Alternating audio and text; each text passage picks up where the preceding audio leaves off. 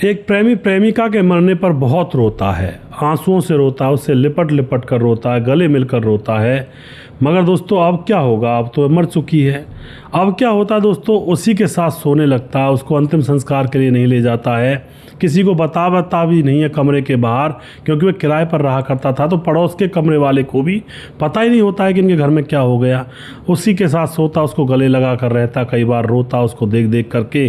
फिर उसके शरीर में से बदबू आने लगती है। जब बदबू आने लगती है तो 5 महीने तक उसकी बदबू को रोक करके रखा उसने, जैसे तैसे साम दाम दंड भेद से।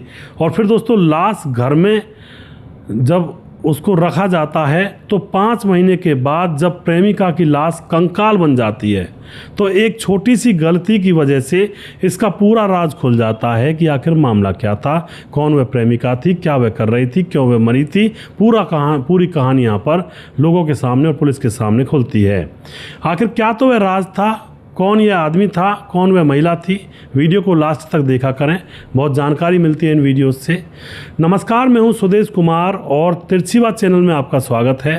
यह घटना घटित होती है तेलंगाना के हैदराबाद के अंदर, मलकाजगिरी इलाका पड़ता है। मलकाजगिरी इलाके के अंदर लक्ष्मण नाम का एक बहुत बड़ा अमीर आदमी है, जिसके कई बड़े बड़े मकान किराए पर उठे हुए हैं और ऐसे हॉल बना दिया करता है वो, जैसे कि मान के चलो आधे किले के अंदर आधे एकड़ में बहुत सारे कमरे बना दिए हों और वहाँ पर कई कॉलोनियाँ छोटी छोटी सी काट दी हों, उनमें बहुत सारे लोग किराए पर रहते हैं और बहुत ही लाखों में इसकी आमदनी हुआ करती है।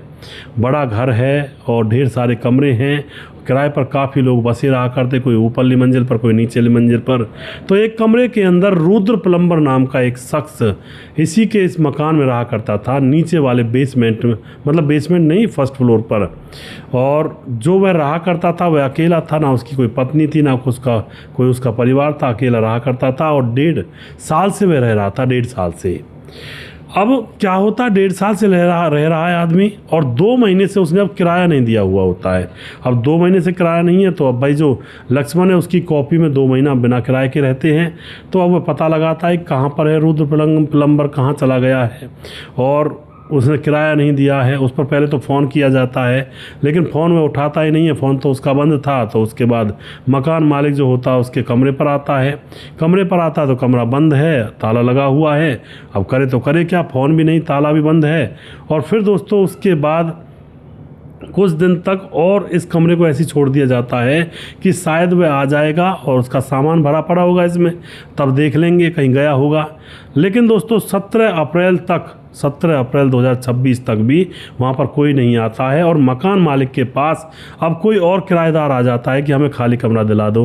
अब मकान मालिक के पास वही एक कमरा खाली था फिलहाल, जो बंद भी पड़ा हुआ था। वह सोचता है कि वो जब आता ही नहीं है, किराया भी नहीं देता है, तो उसका क्या करेंगे, उसका सामान निकाल फेंकेंगे और उस कमरे के ताले को तोड़ देते हैं। तो उसके बाद यही सोचकर उस कमरे को दूसरे किराएदार को किराए पर देने के लिए ताला तोड़ा जाता है। और ताला तोड़ने के बाद जैसे ही वे लोग उस घर के अंदर घुसते हैं तो वहाँ पर अजीब सी बदबू उसको आने लगती है और वो बदबू भी बड़ी अजीब थी। उसके बाद वह अपने मुंह पर मास्क रखते हैं, किचन में पहुँच जाते हैं और किचन में जा कर के देखते हैं कि वहाँ पर एक अजीब सा स्ट्रक्चर बना हुआ है। स्ट्रक्चर क्या था कि किचन की जो फर्श थी उसके ऊपर मान के चलो जैसे किसी ने गुंबद सा बना दिया हो, उस गुंबद के अंदर किसी को दफन कर दिया हो, इस तरह का बना हुआ था।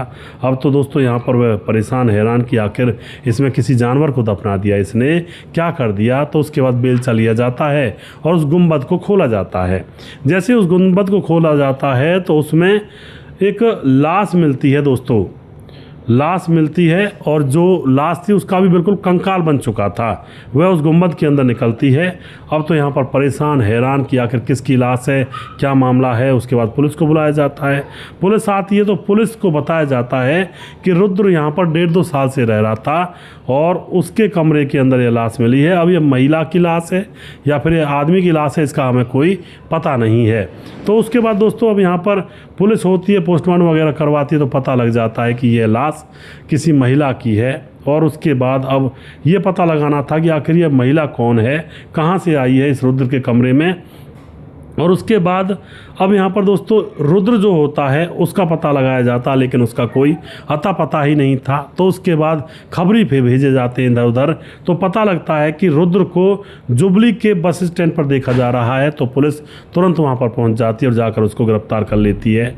और उसके बाद दोस्तों उससे पूछा जाता है कि तुमने क्या मचा रखा है, तुम पहले तो कमरे से गायब होते हो और फिर तुम्हारे गायब होने के बाद उस कमरे के अंदर एक लाश दफन होती है। और उसके बाद दोस्तों यहाँ पर रुद्र जो होता है वह बताता है कि साहब वह लाश महिला की है और उसको तो मैंने 5 महीने पहले ही मार दिया है। अब पुलिस पूछती है कैसे मार दिया, क्या मामला था, पूरी कहानी बताओ हमें सच्चाई से। तो रुद्र जो होता है वह पूरी कहानी बताता है। वह बताता है साहब मेरे घर वाले मेरी बिल्कुल कदर नहीं करते, मेरे भाई मुझसे लड़ते हैं, मेरे माँ बाप भी मुझे ज़्यादा पसंद नहीं करते क्योंकि मैं शराब पी लिया करता हूँ, ना ही मेरी कोई शादी हुई है। तो मैं अपने घर से निकल करके मैं उसके मकान में किराए पर कमरा लेकर 1.5-2 साल से वहाँ पर रह रहा होता। और ये जो रुद्र था यह प्लम्बर था, यानी कि मेहनत मजदूरी किया करता था, प्लम्बर का काम करता था। तो वहाँ पर रह रहा होता, दिन में मेहनत मजदूरी करता, रात को उन पैसों की आकर शराब पी करके आराम से सो जाया करता था। जो भी ये मजदूर टाइप के लोग होते हैं यही तो काम करते हैं, दिन भर मेहनत करके कमाते हैं, रात को उन पैसों की शराब पी कर सो जाते हैं। तभी तो ये आगे नहीं बढ़ पाते, वरना तो इतना पैसा कमाते हैं, थोड़ा खर्चा करें तो ये बहुत आगे बढ़ सकते हैं। अब इसका भी काम यही था। अब उसके बाद दोस्तों यहाँ पर आगे क्या होता है, एक दिन की बात होती है, ये रुद्र चौराहे पर खड़ा हुआ था, क्योंकि चौराहे पर खड़े होते हैं बहुत सारे मजदूर और वहाँ से कुछ लोग उन मजदूरों को अपने साथ अपने काम पर ले जाया करते हैं।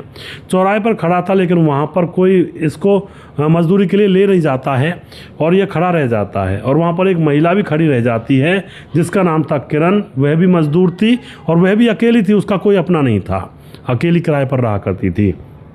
दोनों रह जाते हैं। अब तो यहाँ पर दोनों एक दूसरे की नज़रों की तरफ देखने लगते हैं। तभी रुद्र बोलता है, क्योंकि रुद्र उसको रोज़ रोज़ देखा करता था, थोड़ी बहुत उनकी जानकारी पहले थी। तो रुद्र बोलता है तुम्हें भी काम नहीं मिला।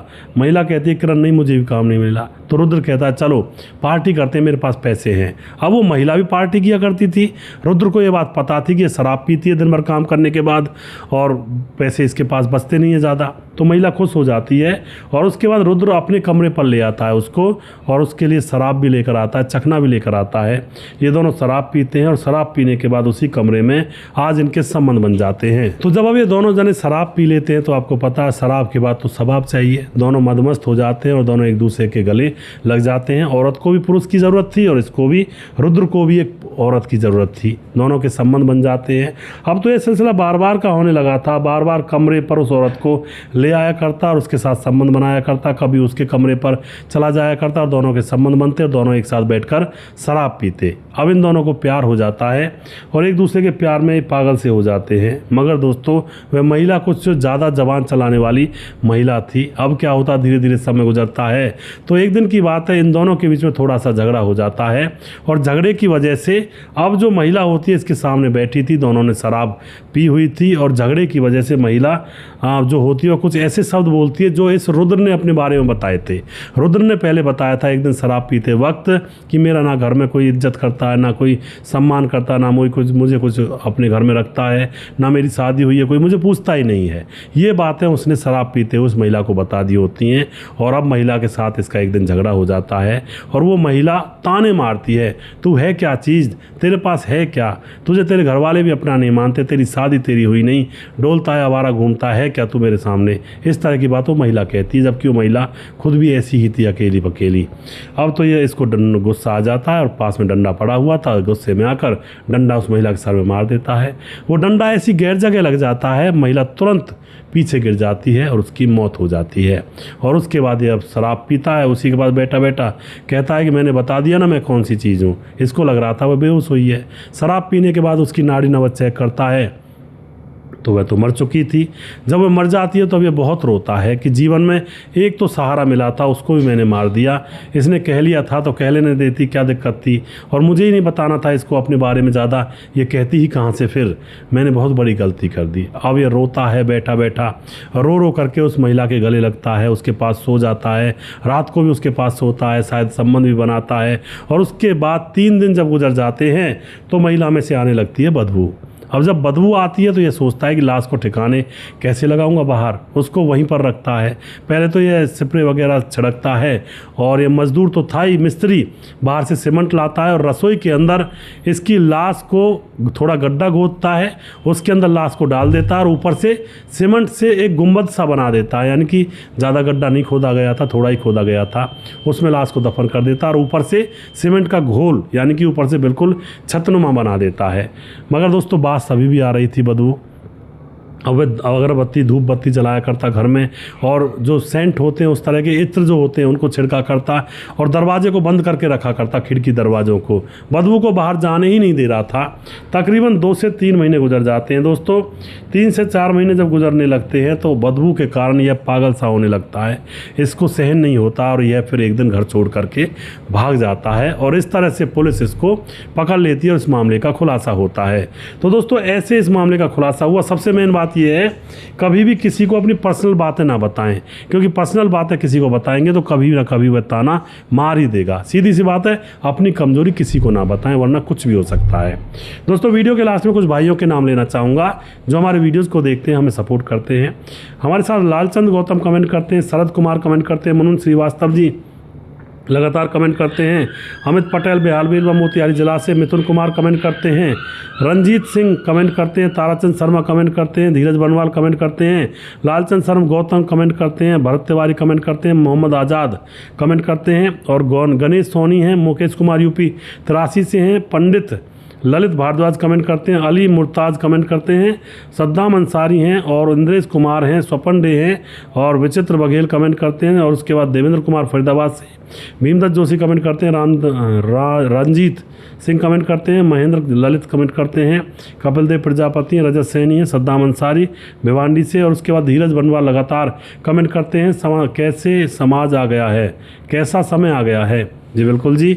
और समाधान पाटिल जलगांव महाराज से कमेंट करते हैं, राम गोसाई कमेंट करते हैं और उसके बाद मोनू जैन लगातार कमेंट करते हैं और उसके बाद राजेश श्रीवास्तव जी लगातार कमेंट करते हैं, मनोज श्रीवास्तव जी लगातार कमेंट करते हैं, राम मोहम्मद यासीन लाहौर पाकिस्तान से, राधेश्याम शर्मा श्री जयपुर राजस्थान से, राजकिशोर चौरसिया महाबलेश्वर महाराज से कमेंट करते हैं और उसके बाद छगनदास खारडावन राजस्थान से कमेंट करते हैं और दुर्योधन भाई लगातार कमेंट करते हैं, सुशील चौधरी अमर भाई लगातार कमेंट करते हैं और सूरज डी अमर भाई लगातार कमेंट करते हैं। अभी भी जिस भाई का नाम रह गया उस भाई का नाम अगले वीडियो में ज़रूर लूँगा। अगला वीडियो बहुत जल्दी फिर से लेकर आऊँगा, तब तक आप खुश रहें, सावधान रहें। जय हिंद, जय भारत।